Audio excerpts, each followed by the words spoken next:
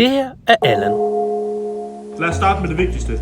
Ich bin Allan, eller jeg er Allan. En skabelse af komikeren Rasmus Wallbridge og Essence Mediacom, et integreret bureau. Godt mærke det sådan lidt lang tid siden, jeg sådan har løbet her. Allan er stjernen i Alt med Allan.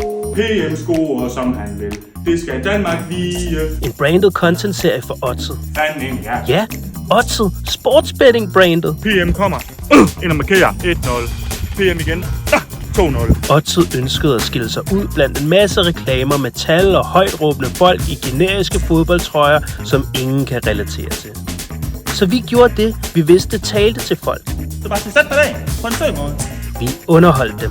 Så har vi fået bajer og vinger og humøret er højt. Vi talte som de taler på platform, de bruger, og brugte dem på måder, de relaterer til. Han er blevet sådan en influencer-youtuber, ligesom mig. Og det resulterede i indhold, som folk rent faktisk engagerer sig i, og ikke bare scroller forbi i deres higen efter noget underholdning. Det skyldes, at Ben Foster også har spillet mig med sådan en GoPro. Der var over 2 millioner minutter set. Det rører mig fandme dybt.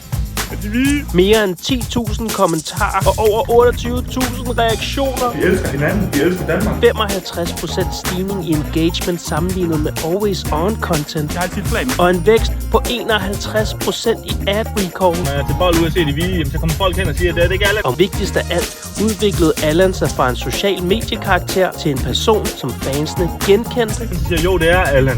Og hvad så? og kunne relatere til. Og så er jeg selvfølgelig også lidt søger. Yeah. Og du kan krydse det. Det var Allan, og det var Allan.